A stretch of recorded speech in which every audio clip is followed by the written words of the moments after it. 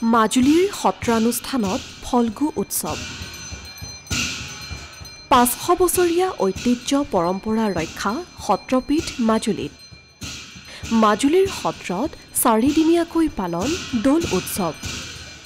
আধ্যাত্মিক পৰিৱেশে বিৰাজ কৰিছে মাজুলীৰ সত্ৰসমূহত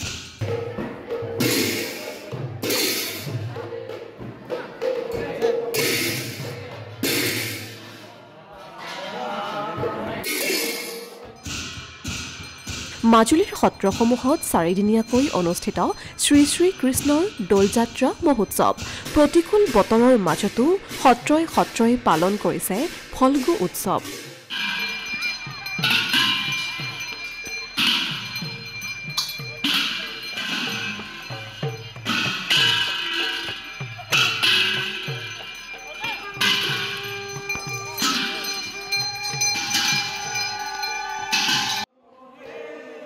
মুখাশিল্পৰ বাবে বিখ্যাত নতুন চামগুৰি সত্ৰকে ধৰি মাজুলীৰ সত্ৰানুষ্ঠানত বৃহস্পতিবাৰে সন্ধিয়া অধিবাসেৰে মহোৎসৱৰ আৰম্ভ হয়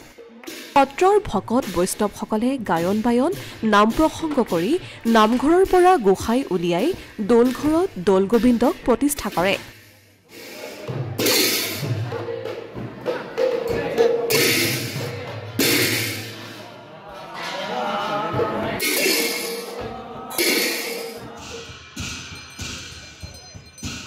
অধিবাস কাৰ্যসূচী আৰম্ভ হোৱা দোল উৎসৱত বৰ্ণাঢ্য কাৰ্যসূচী ৰূপায়ণ কৰা হয় ইফালে শুকুৰবাৰে পুৱাৰে পৰা পৰম্পৰা অনুসৰি আৰম্ভ হৈছে নাম প্ৰসংগ আৰু মহাপূজা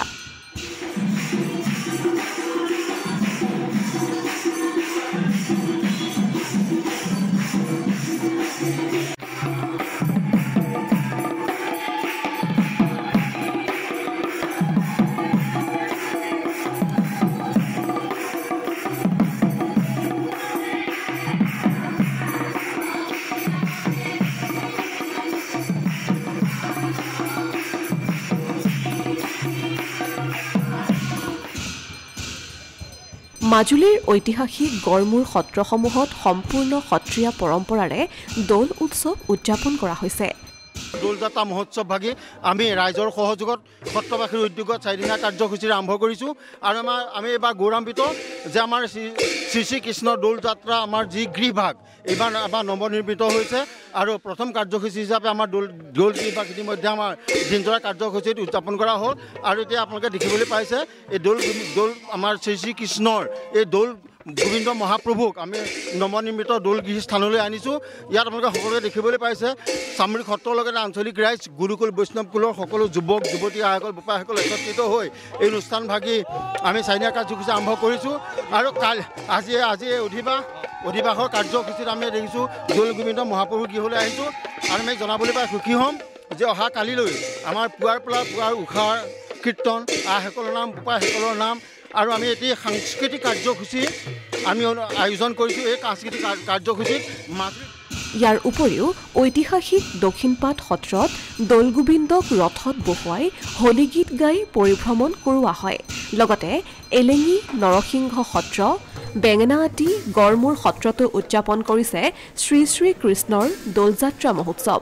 জানিব পৰা মতে বেঙেনাআটি সত্ৰত শুকুৰবাৰ আৰু শনিবাৰে চলিব মহাপূজা